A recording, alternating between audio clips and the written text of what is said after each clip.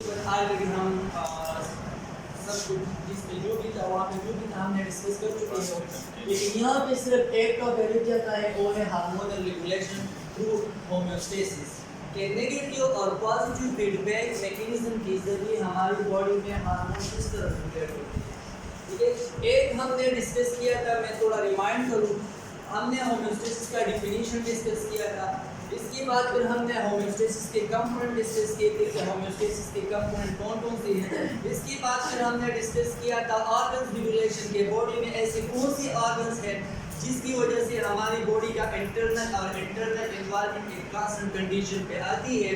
फिर इसके बाद हमने होम्योस्टेसिस की मैकेनिज्म डिस्कस की थी कि कौन सी ऐसी मैकेनिज्म हमारी बॉडी में इन्वॉल्व है जिसकी जरिए हमारी बॉडी में मुख्तलिफ किस्म की जो हार्मोनल रेगुलेशंस है या जो हमारी बॉडी का टेम्परेचर है वो रेगुलेट हो जाता है। तो वहाँ पे हमने 2 टाइप्स ऑफ मैकेनिज्म डिस्कस की थी। एक हमने पॉजिटिव फीडबैक मैकेनिज्म डिस्कस किया था, तो उसका एग्जांपल मैंने आप लोगों को दिया था, जो लेबर बर्थ होती है वो वाला एग्जांपल दिया था। फिर इसके बाद हमने डिस्कस किया था नेगेटिव फीडबैक मैकेनिज्म। नेगेटिव में हमने डिस्कस किया था टेम्परेचर को, कि हमारी बॉडी इंटरनल और एक्सटर्नल जो टेम्परेचर्स है किस तरह एक कांस्टेंट रेंज पे आती है। ठीक है, तो वो सब हम डिस्कस कर चुके हैं। आज जो हमारा टॉपिक है उसको भी थोड़ा टच देती है।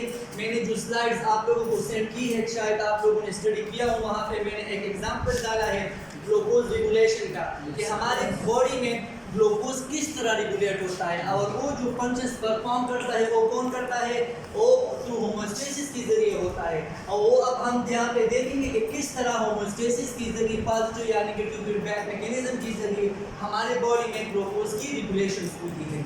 ठीक है, तो मैं यहाँ पे एक डायग्राम ड्रा करूँ।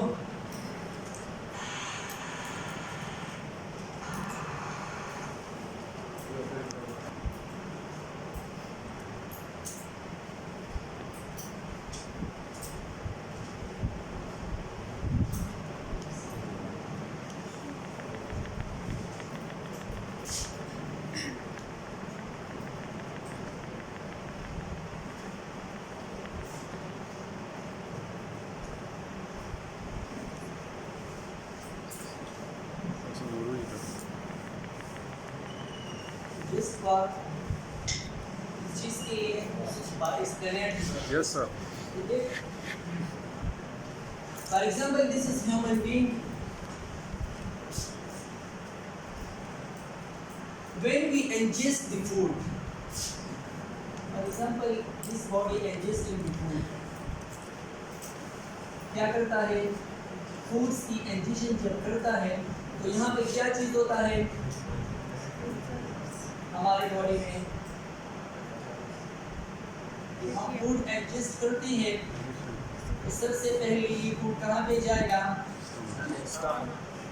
माउथ पे जाएगा। कहाँ पे जाएगा, माउथ। ये क्या चीज़ है, ये हमारे साथ ये माउथ है, ये क्या चीज़ है, ये एसोफेगस है। क्या चीज़ है, oesophagus. And the front of oesophagus पे क्या चीज़ आता है, ट्रैकिया आता है। And the front of oesophagus क्या चीज आता है, ट्रैकिया आता है।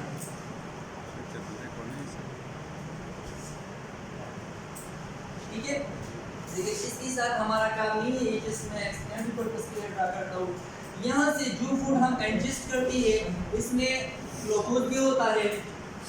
क्या चीज, ग्लूकोज हमारे साथ मैक्रो फॉर्म में होता है। किस चीज में, मैक्रो फॉर्म में, जिसको हम कार्बोहाइड्रेट कहते हैं। कार्बोहाइड्रेट भी होता है।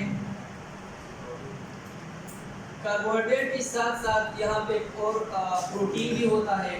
क्या चीज, प्रोटीन भी होता है, फैट्स भी होते हैं, बाकी अदर सब्सटेंस भी होते हैं। लेकिन जो मेन चीज़ है हमारे साथ में, जो हम 24 आवर में फूड एडजस्ट करते हैं, तो उसमें मेन जो हमारे साथ होता है कार्बोहाइड्रेट है, प्रोटीन है एंड फैट्स है।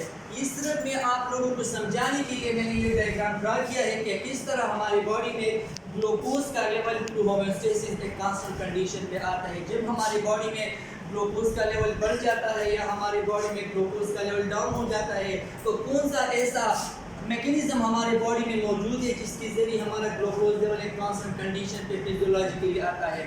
ठीक है,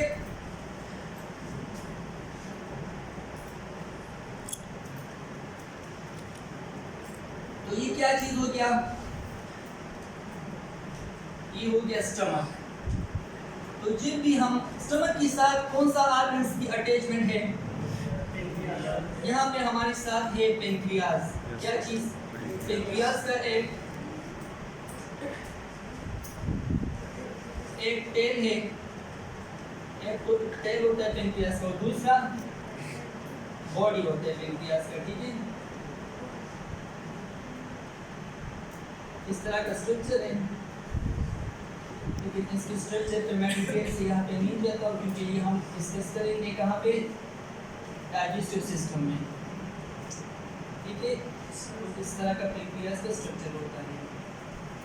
फिर यहाँ पे कौन सा पार्ट आता है, यहाँ पे हमारे साथ आता है बॉडी का कौन सा पार्ट, लीवर। क्या चीज आता है,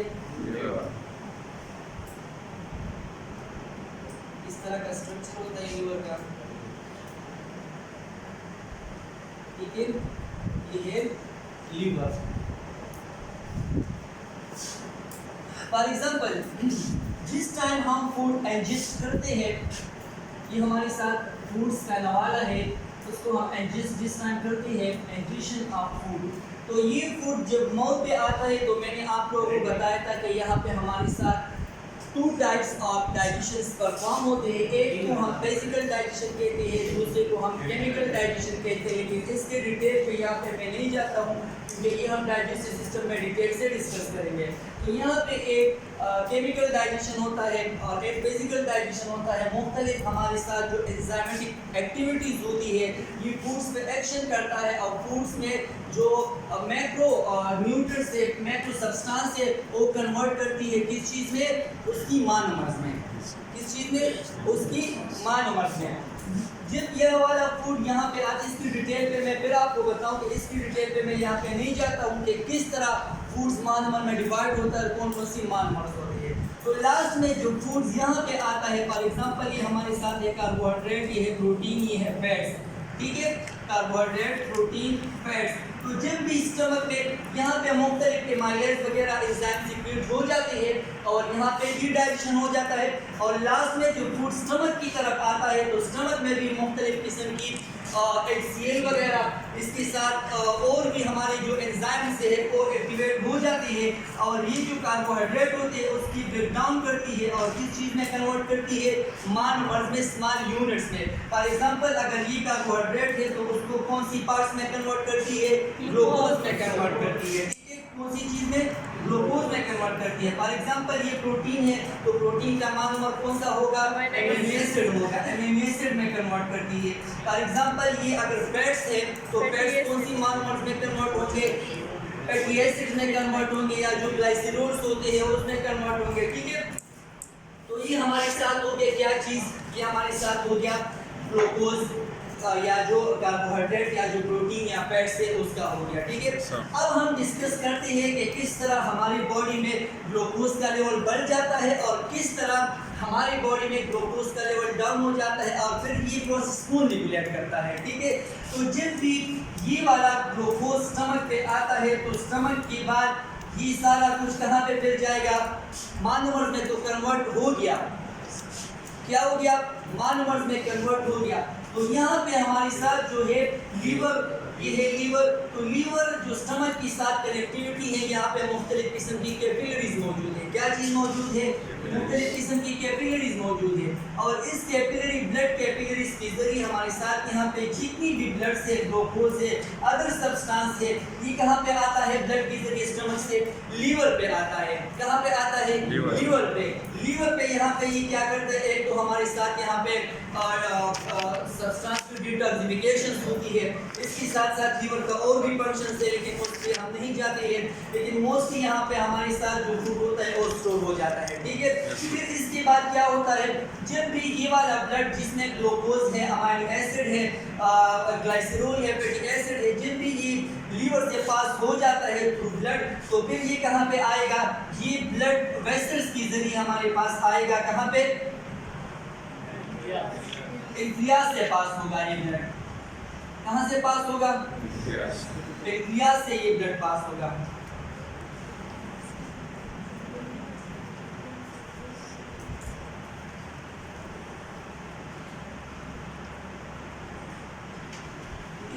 तो आप लोगों ने नोट किया होगा कि pancreas work is a type of gland. हमारी बॉडी में पेंक्रियास क्या करता है? ये type of gland activities perform करती है, ठीक है। पेंक्रियास में यहाँ पे हमारे साथ छोटी छोटी सेल्स मौजूद होते हैं। क्या चीज होती है? छोटी छोटी सेल्स मौजूद होते हैं।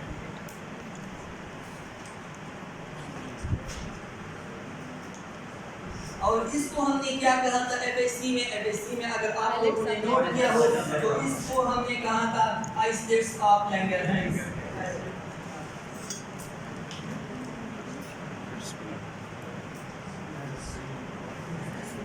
अगर आइसलेट्स ऑफ लैंगरहैंस को मैं थोड़ा विजुअलाइज करूं,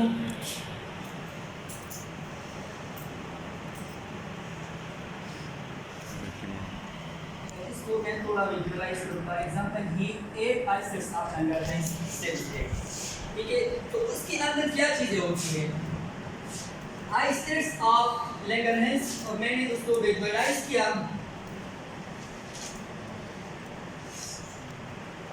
थोड़ा मैंने उसको जूम किया, ठीक है।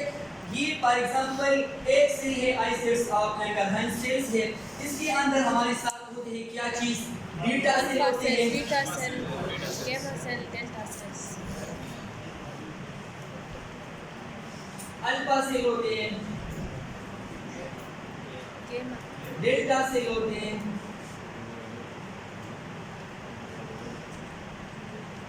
एफ सेल होती है। क्या चीज होते हैं? एफ सेल होते हैं, ठीक है। तो ये हमारे साथ क्या चीज है? ये आइसलेट्स ऑफ लैंगरहैंस। अब हमारी बॉडी में हमने जो इंजेक्शन किया है वहां पे ग्लूकोज का कंसंट्रेशन था। क्या चीज था? ग्लूकोज का कंसंट्रेशन था। तो जब भी हम फूड्स खाते हैं, हम 24 आवर में जितनी फूड्स हम खाते हैं, अगर उसी फूड्स में हमारी बॉडी पे ये वाला कार्बोहाइड्रेट बॉडी के अंदर चला जाए, वहाँ पे मुख्तलिफ एंजाइमेटिक एक्टिविटीज जब हो जाती है, तो वहाँ पे क्या होता है? ब्लड में ग्लूकोज का कंसंट्रेशन इंक्रीज हो जाता है। क्या होता है? ब्लड में ग्लूकोज का कंसंट्रेशन इंक्रीज हो जाता है। तो यहाँ से लीवर से जो ब्लड पास आउट होता है, यहाँ पे तो उससे डिटॉक्सिफिकेशन होता है। जो टॉक्सिक सब्सटेंस होते हैं वहाँ पे जो जूस होते हैं, जूस भी फूड से सीक्रेट होते हैं, उसकी भी डाइजेशन करते हैं। लेकिन इसकी डिटेल पे हम नहीं जाते हैं, सिर्फ हम यहाँ पे जो होम्योस्टैटिक रिलेटेड फंक्शन है लीवर का उसको डिस्कस करेंगे, ठीक है। लीवर की बाकी और भी फंक्शंस है, 5-6 फंक्शंस है। तो जब भी ब्लड लीवर से पास आउट हो जाता है और पेंक्रियास पे आता है, तो पेंक्रियास में मैंने आप लोगों को बता दिया यहाँ पे क्या चीज़ है। यहाँ पे आइसलेट्स ऑफ लैंगरहैंस मौजूद है। तो जब भी ये ब्लड यहाँ पे आता है, अगर उसमें ग्लूकोज का कंसंट्रेशन ब्लड में ज़्यादा है, तो आइसलेट्स ऑफ लैंगरहैंस क्या करता है? ये सेंसेशन करता है किस चीज़ का? ब्लड में ग्लूकोज का। ग्लूकोज लेवल को क्या करती है? सेंसेट करती है कि अब यहाँ पे ग्लूकोज का लेवल हमारे ब्लड में क्या है? ज़्यादा है। अगर यहाँ पे ग्लूकोज का लेवल कम होता है हमारे ब्लड में, तो फिर भी ये वाला प्रोसेस होता है 24 आवर हमारे ब्लड का सर्कुलेशन तो बॉडी में होता है।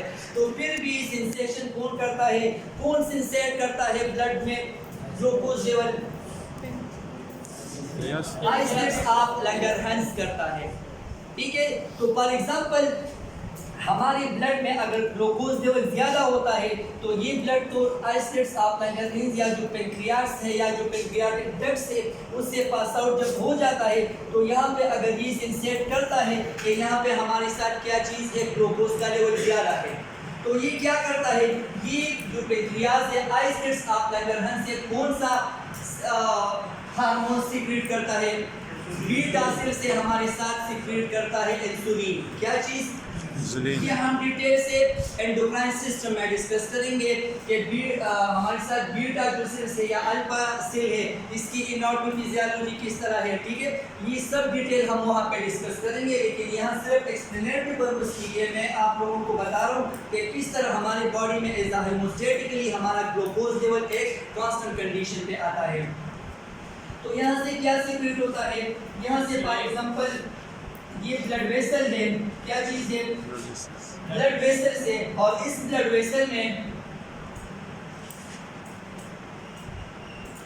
यहाँ पर आइसलेट्स आप अगर हमने सेंसेट किया कि यहाँ पे हमारी बॉडी में ग्लूकोज का जो लेवल है वो क्या है? ज्यादा है। क्या है? ज्यादा है। ग्लूकोज का लेवल ज्यादा है तो क्या होगा? बीटा सेल से कौन सा हार्मोन सीक्रेट होगा?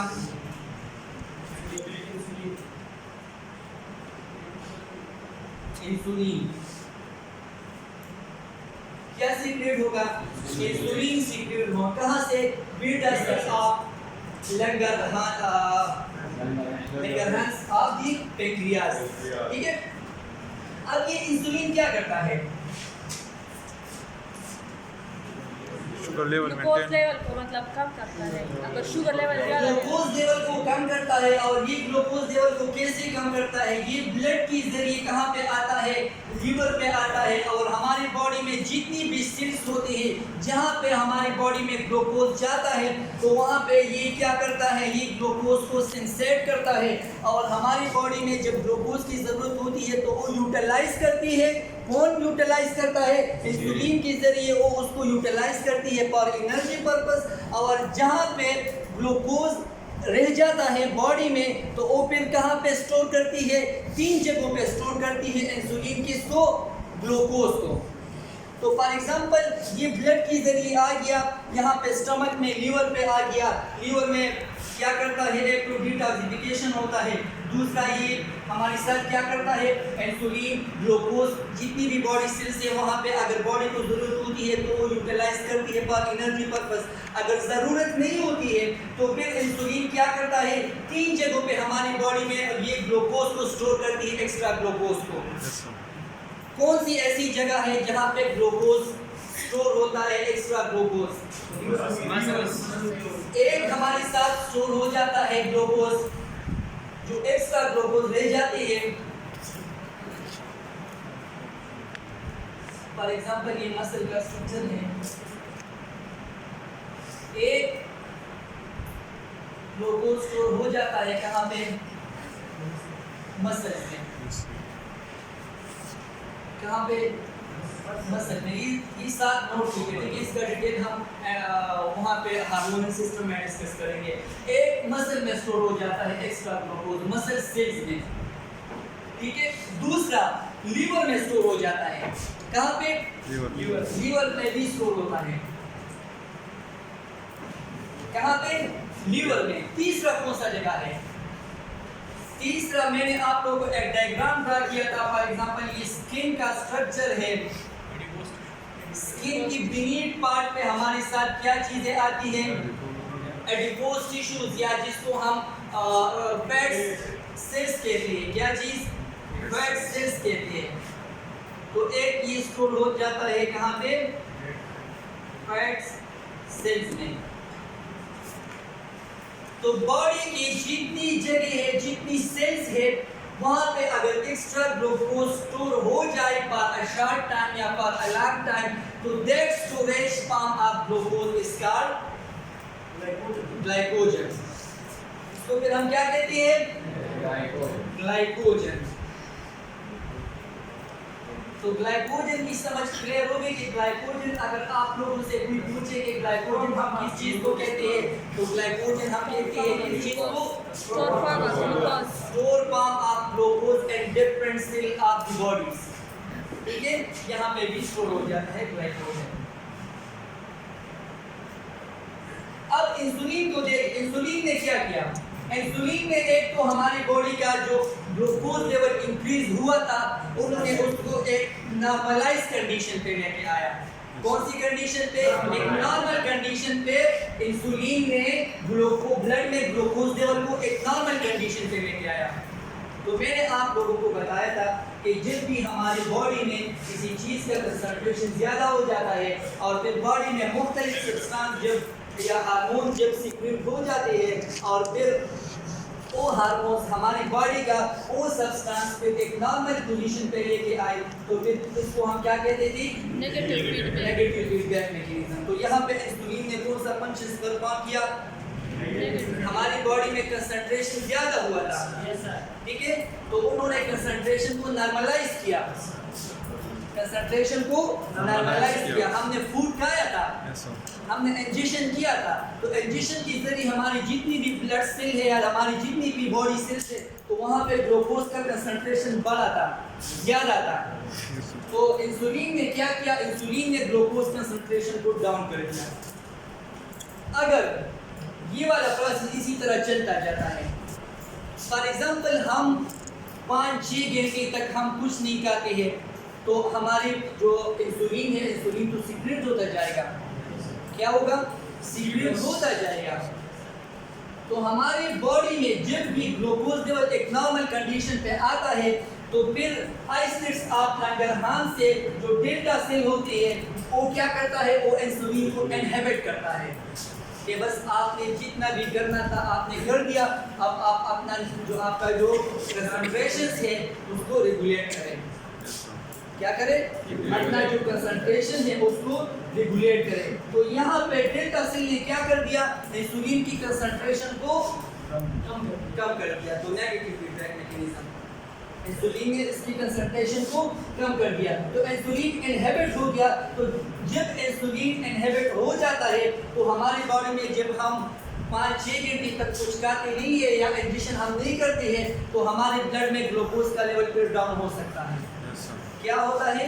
ग्लूकोज लेवल डाउन हो सकता है। तो फिर क्या होगा? जब हमारी बॉडी में ग्लूकोज लेवल डाउन हो जाता है, तो ये वाला जो ब्लड था, मैंने आप लोगों को बताया था कि स्टमक से कैपिलरीज के जरिए लीवर से पास आउट होता है, फिर लीवर से ये ब्लड पेनक्रियाज से पास आउट होता है। तो मैंने आप लोगों को बता दिया कि पेनक्रियाज में ऐसी सेल्स मौजूद है जो कि ब्लड में ग्लूकोज लेवल की सेंसेशन करती है। तो यहाँ पे उन्होंने एक ग्लूकोज लेवल का सेंसेशन किया था, बड़ा था ग्लूकोज लेवल से, उसका कंसंट्रेशन ज़्यादा हुआ था। तो जब भी after inhibition of the insulin by delta cells of the Langerhans, तो यहाँ पे फिर क्या होगा? यहाँ पे जब ब्लड लास्ट में आता है, तो फिर भी पेनक्रियाटिक जो सेल्स होती है वो सेंसेट करती है ग्लूकोज लेवल को, तो ग्लूकोज लेवल डाउन हुआ है। तो फिर इसके बाद क्या होगा? आइसलेट्स ऑफ लैंगरहांस से एक और हार्मोन सीक्रेट होगा, जिसको हम क्या कहते हैं? जिसको हम अल्फा सेल कहते हैं। तो अल्फा सेल से हमारे साथ क्या सीक्रेट होगा? ग्लूकागॉन सीक्रेट होगा। क्या होगा? ग्लूकागॉन। ये वाला जो एग्जांपल था, ये मैंने जस्ट थ्योरेटिकली स्लाइड्स में डाला है, लेकिन जो डायग्रामेटिकली था उसका मैं यहाँ पे बता रहा हूँ, ठीक है? तो अल्फा सेल से कौन सा हार्मोन सीक्रेट होगा? ग्लूकागॉन सीक्रेट होगा, ठीक है? और ग्लूकागॉन क्या करेगा? ग्लूकागॉन हमारी बॉडी का जो ग्लूकोज लेवल है उसका ब्रेकडाउन करेगा। किस चीज़ के लिए? फॉर एनर्जी पर्पस के। फिर हमारा जो ग्लूकोज लेवल एक तो डाउन हुआ है, नॉर्मल कंडीशन से बिलो आया है, तो फिर ये वाला ग्लूकागॉन क्या करेगा? ये इसको बढ़ाएगा, नॉर्मलाइज करेगा। तो इसको फिर हम क्या कहते हैं? इसको हम पॉजिटिव फीडबैक मैकेनिज्म कहते हैं। तो यहाँ पे ग्लूकागॉन ने क्या कर दिया? हमारी बॉडी का ग्लूकोज लेवल नॉर्मल कर दिया, ग्लूकोज लेवल को नॉर्मल कर दिया, ठीक है? तो ग्लूकागॉन अब क्या करेगा? ग्लूकागॉन ब्लड में शामिल होगा। किस चीज में? ब्लड में शामिल होगा। तो हमारी बॉडी में जहाँ पे भी glucose in the form of glycogen store हो जाता है, तो वहाँ पे ये जाएगा और क्या करेगा? हमारी बॉडी में ग्लूकागॉन की ब्रेकडाउन करेगी। और जब भी सेल्स में स्टोर ग्लाइकोजन की ब्रेकडाउन होती है, तो उसी प्रोसेस को हम क्या कहते हैं? ग्लाइकोजेनेलाइसिस। ये बायोकेमिस्ट्री में डिटेल से आप लोग पढ़ोगे कि ग्लाइकोजेनेलाइसिस हम किस चीज़ को कहते हैं? Splitting of the glycogen, glycogen, हाँ, ठीक है? तो यहाँ पे ग्लाइकोलाइसिस जब हो जाता है तो यहाँ पे ये वाला जो ग्लाइकोजन है ये कन्वर्ट हो जाता है किस चीज़ में, ग्लूकोज में, और फिर इसी तरह ये ब्लड में शामिल हो जाता है और हमारी बॉडी का जो ग्लूकोज लेवल है उसको फिर क्या करता है, उसको बिलो कंडीशन से एक अप कंडीशन पे लेके आता है, उसको रेगुलेट करता है। So we can say that कि यहाँ पे ग्लूकागॉन ने हमारी बॉडी में क्या कर दिया, एक पॉजिटिव फीडबैक मैकेनिज्म का फंक्शंस परफॉर्म किया। ठीक हो गया। तो ये हमारे साथ था क्या चीज़ कि किस तरह हमारी बॉडी में ग्लूकोज का कंसंट्रेशन अपनी एक नॉर्मल कंडीशन पे आता है थ्रू होम्योस्टेसिस या positive and negative feedback mechanism के जरिए। सर इन दोनों में रियल केस कौन सा है सर, ये ग्लूकोज का लेवल अब ज़्यादा सर होती है कम होती है सर, क्या चीज़, ये रियल केस कौन सा होता है सर, ये इसमें ग्लूकोज के लेवल में सर इसमें फिर मुख्तलिफ किस्म की कंडीशंस आती है। एक को शायद आपने नोट किया हो, एक को हम हाइपोग्लाइसीमिया कहते हैं, एक को हम हाइपरग्लाइसीमिया कहते हैं। तो अगर बॉडी में हाइपरग्लाइसीमिया हो जाए फिर भी हमारी बॉडी में एब्नॉर्मलिटी आती है। हाइपरग्लाइसीमिया हम किस चीज़ को कहते हैं, hyperglycaemia, high level of glucose, hyper mean high level को कहते हैं, ग्लाइस मीन ग्लूकोज को हम कहते हैं, एंड ईमिया मीन हम कहते हैं किस चीज़ को, ब्लड को। तो जब भी हमारे ब्लड में ग्लूकोज का कंसंट्रेशन अपनी नॉर्मल कंसंट्रेशन से ज़्यादा हो जाए तो उसको हम हाइपरग्लाइसीमिया कहते हैं। और यहाँ पे कौन सी हार्मोन ने अपना फंक्शन परफॉर्म किया था, इंसुलिन ने। तो इंसुलिन क्या करता है, इंसुलिन हमारी बॉडी में हाइपरग्लाइसीमिया की कंसंट्रेशन को क्या करता है, उसको नॉर्मलाइज करता है। और अगर हमारी बॉडी में ग्लूकोज का कंसंट्रेशन अपनी नॉर्मल कंसंट्रेशन से डिक्रीज हो जाए तो फिर कौन सा हार्मोन सीक्रेट होगा, ग्लूकागॉन सीक्रेट होगा। और ग्लूकागॉन हमारी ब्लड में क्या करता है, ग्लूकोज की कंसंट्रेशन को अपना जो लो कंसंट्रेशन है उसको नॉर्मलाइज करता है। तो उसको फिर हम पॉजिटिव फीडबैक मैकेनिज्म कहते हैं। तो यहाँ पे जो ग्लूकोज का मोस्टली हम इसको डालते हैं नेगेटिव फीडबैक मैकेनिज्म में, लेकिन यहाँ पे अगर हम डिटेल से डिस्कस करें तो यहाँ पे हमारे साथ जो है पॉजिटिव और नेगेटिव फीडबैक मैकेनिज्म दोनों आते हैं। ये ग्लूकोज का लेवल जब ज़्यादा होता है सर या कम होता है, इसमें एब्नॉर्मलिटी हमारे, मैंने आपको बता दिया कि ये हम एंडोक्राइन सिस्टम में डिटेल से डिस्कस करेंगे। ये सिर्फ मैंने एक्सप्लेनेटरी पर्पस के लिए ये सब कुछ यहाँ पे आपको डिस्कस किया कि किस तरह हमारी बॉडी में ब्लड की सर्कुलेशन होती है बॉडी की सेल्स तक, या किस तरह हमारी बॉडी का ग्लूकोज लेवल बढ़ जाता है और फिर वो कौन रेगुलेट करता है। तो होम्योस्टेटिक फंक्शंस के लिए भी मैंने यहाँ पे ड्रा किया है। इसका जो डिटेल है कि ग्लूकागॉन क्या करता है, अल्फा सेल या बीटा सेल्स का और फंक्शंस क्या है, या यहाँ पे इसका इनॉर्मी क्या है पेनक्रियास का, या ग्लूकागॉन किस तरह ब्लड पे आता है, कौन सी कंडीशन पे ये ज़्यादा होगा, कौन सी कंडीशन पे ये कम होगा, किस तरह ये सीक्रेट हुआ, कौन सा एंजाइम यहाँ पे एक्शंस करते हैं, ये हम डिटेल से एंडोक्राइन सिस्टम में डिस्कस करेंगे। लेकिन यहाँ तक जो होम्योस्टेटिक यहाँ तक आप लोगों के लिए ये कॉपी है, ठीक है। तो ये एक एग्जाम्पल था, मैंने स्लाइड में रखा था, तो मैं सोच रहा था कि शायद आप लोग कंफ्यूज हो जाओगे, तो इस वजह से मैंने ये यहाँ पे समझाया कि किस तरह हमारी बॉडी में होम्योस्टेसिस या जो पॉजिटिव फीडबैक मैकेनिज्म है किस तरह काम करती है। Okay sir.